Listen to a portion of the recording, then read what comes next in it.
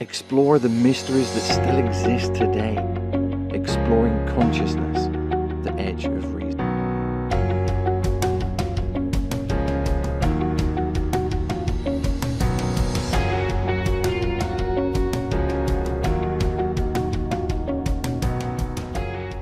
Okay, well, one of the things I'm planning to do is, for many, many years, I've had certain ideas and thoughts about bringing together a lot of the central themes of my writing. And after 10 books, I feel that there's a lot of disparate paths that need to be pulled together. And this particular series of talks that I'll be doing in High Wycombe is going to be talks I've never, ever done before. And I'm going to be introducing a whole new concept to my writing, or to my ideas, which I've called eudaimonics. And it's to do with, in my writing, particularly my second book, I discuss something called the daemon, the concept of the daemon. Now, the daemon is our extraordinary secret self. It is the higher self. It is the part of you that is immortal. Okay. And for a long, long time, what I've been wanting to do is to find processes whereby we can access that other part of ourselves. And I call this process eudaimonics. And it's from the ancient Greek, and it's from the Socratics and the pre-Socratics. And it's the idea of the daemon in ancient Greek belief systems is your spirit guide, as I say, your higher self, your genius. Okay. Now, we all know that Socrates had a daemon, and Socrates said that he was guided throughout his life by this daemon. I've written extensively about people, and I've contacted people from around the world whose daemons are regularly in their lives. But what I've always been intrigued in doing is finding ways and means whereby we can open up direct communication between our own higher selves and our lower self. Now, our lower self, I call the eidolon. Okay, eidolon comes from the term idol. And again, it is to do with the idea of duality of consciousness. Now, again, some people may be aware of the writings of many, many people. Julian Jaynes, for instance, leaps to mind in his work on the bicameral mind. Julian Jaynes was a Princeton psychologist who in the late 1970s came up with some fascinating ideas about the way in which the human brain had been bicameral until around about the period of the ancient Greek myths, particularly the writings of Homer. Because if you look at the writings of Homer, you will always find there's no inner dialogue. When you actually read Homer, the voice of the gods is manifest, and people's actions are on the voice of the gods. And it is literally because our brains at that time were communicating in a very, very different way. The corpus callosum, which is the body that holds together the two hemispheres of the brain, had not fully developed.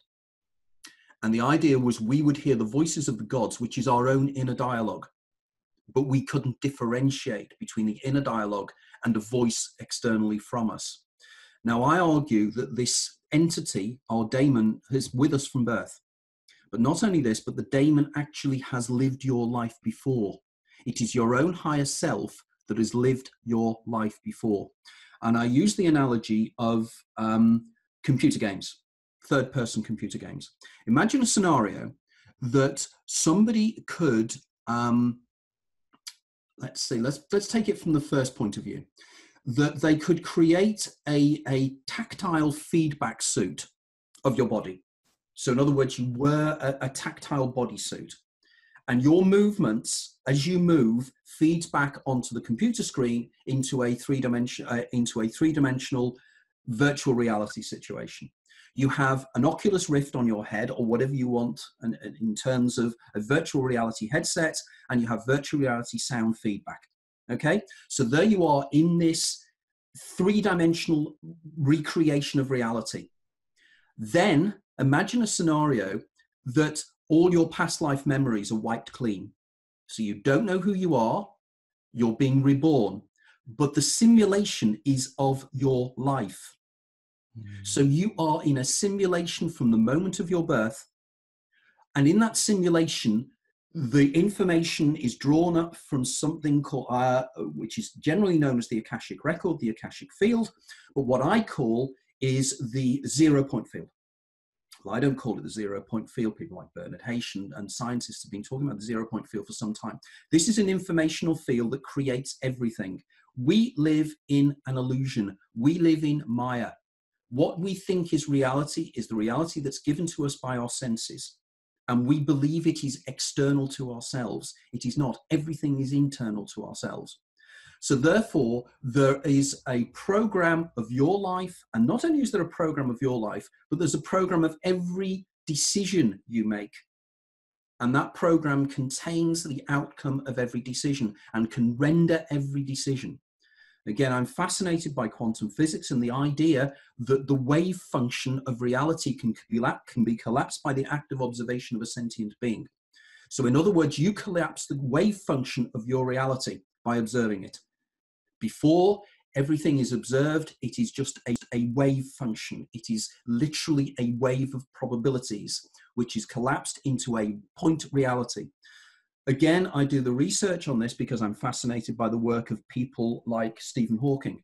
Stephen Hawking has something called the top-down hypothesis of quantum physics, which he did with Thomas Hertog of CERN, and Frank Hartle of CERN. And this idea is that literally everything that possibly can be is already encoded. The encoding, fascinatingly enough, is encoded on the edge of the universe, the edge of the expanded universe, the inner side of the universe as it expands outwards. And recent research has suggested that the edge of the universe as it's expanding outwards is peppered by tiny Planck square lengths, Planck lengths, the smallest length you can possibly have, and each one of them is generating single photon holograms. And this, we exist within a brain-created hologram. Now, unlike lots of other writers, not only am I doing the science on this, I'm actually doing how it is that your daemon knows what's going to happen in your life. And the reason it knows, and the reason it's lived your life before, is you are existing in a near-death experience at the moment. You know, in near-death experiences where people say, my life passed before my eyes, that's an NDE, a near-death experience. I argue it in an RDE, a real death experience. You actually live that life in literally a minute-by-minute recreation of your life, which you cannot tell is not real. However, there is a part of you that remembers the fact you've lived this life again, and that is your daemon. That is the immortal you that lives through a myriad of lives. And every life it lives, it uses the information to guide its eidolon through its life. Now, the eidolon and the daemon can communicate in certain ways. I wrote my last book, second to last book, is called Opening the Doors of Perception. And in that, I argue how the daemon can communicate, and I call it the Huxleyan spectrum, after Aldous Huxley. And I argue, you know, Huxley in 1954 wrote this book, wrote The Doors of Perception. As you probably know, Huxley had an experience with mescaline. And when he had the experience with mescaline, he came to the conclusion that the human brain within the simulation, within this reality that we live within, is an attenuator. It is there to actually take out information, not give information. It is there to water down the absolute pure reality that is out there. So we are only given a tiny sliver of that reality. The daemon itself sees the broader picture. So every life we live, the daemon gets more information, and then it will live its life again, and it gets like we do when we play a third-person computer game. You play the game for the first time, you start, and there you are, and your on-screen eidolon is there, and your eidolon runs down a corridor and gets eaten by a monster. The eidolon dies, the daemon doesn't. The game player, so this time when the game player starts the game, it knows the monster's in the room. So it makes sure that its eidolon doesn't go into that room. And it does it by sending messages. Now, these can either be precognitive dreams, they can be hunches, they can be feelings that something's not right. Now, I argue that the daemon is more effective at talking in certain neurological conditions. For instance, people who have classical migraine, the doors of perception are open slightly wider. People who experience temporal lobe epilepsy, people who experience schizophrenia, the doors are blown off, to coin a phrase from a famous movie. In which case, the person who is a schizophrenic is overpowered by the information overload that's coming into them. Now, my argument is that eudaimonics, and particularly working with people who work with hypnotism, people who are actually working with finding ways of developing the inner personality, we can work on this. And what I'm planning to do in this particular workshop is to actually discuss with people, how do we develop this? How do we open the doors of perception in what we would call neurologically normal, in raised commas, people whose doors of perception are only slightly ajar. And I think there's some very exciting work being done at the moment. I'm working with neurologists, I'm working with psychiatrists, I'm working with individuals in America who are working with dimethyltryptamine, because I argue that dimethyltryptamine is our tool for opening the doors of perception. I believe that our particular door of perception is a tiny little thing that sits in the center of the brain called the pineal gland. This is our communication channel with everything that really is. The communication channel itself facilitates the development and the excretion of something technically known, or it's a friend of mine called Beach Barrett calls metatonin. Metatonin is endogenously generated, that is internally generated dimethyltryptamine. I believe that the pineal gland under certain circumstances can synthesize from melatonin something called metatonin, because melatonin is the substance that makes you want to go to sleep. In fact, it's quite intriguing. I was fascinated to do the neurology of this, because the actual pineal gland sits directly above the optic chiasma, where the light signals from the eyes go to the visual cortex in the back of the brain. It sits directly above it, and it sits directly above it because it's light sensitive. And when it realizes there's no natural light coming out, it excretes melatonin, which makes you go to sleep. But melatonin is chemically very, very close to dimethyltryptamine. So it doesn't take a lot for dimethyltryptamine. Now, people have turned around to me and have said there is no evidence that dimethyltryptamine has been found in the brain. Nonsense. Dimethyltryptamine was found in the brain of live rats by a researcher called Jimo Borgigin 3 or 4 years ago at the University of Michigan, where they actually took dead rats and they actually found they actually, just before they killed rats, they actually exposed the pineal gland and they found DMT within the pineal gland. Not only that, but interestingly enough, Borgigin has also done some other interesting research whereby she's discovered that around about 10 to 15 seconds after death, there is a huge spike of activity within the brain. That's the near-death experience. We've already found the near-death experience in the mammalian brain. Now, people will turn around to me and see the mammalian brain. So what? What's the brain of rats? What's it like with human brains? The reason why they use rats' brains is they are very, very similar in terms of their structure, in the way they chemically work, the way in which the neurotransmitters work is very, very similar to a human brain. DMT has been discovered in the cerebral spinal fluid. It's been discovered in most organs of the brain. It is logical to conclude it is also in the brain. Now, Rick Strassman has long argued that DMT is in fact our reality modulator. This is what creates the reality around us, is DMT. It is just when you actually take DMT, it works with endogenous DMT to create the full DMT experience. Now, again, there is another substance called 5-MeO-DMT, which is even more powerful. It's actually excreted by the Sonoran toad, which is a toad that's found in California. And the power of this particular substance is unbelievable. It's like rocket fuel. It's like DMT with steroids. It is so, so powerful. Now, again, there are ways and means we can move this forward.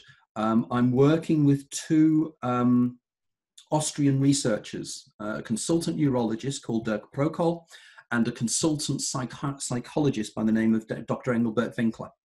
These guys have actually invented a machine called the lucid light device, or the hypnagogic light device. In my books, I argue, and they are in agreement with me, that these light stimulants actually stimulate the pineal gland to excrete dimethyltryptamine.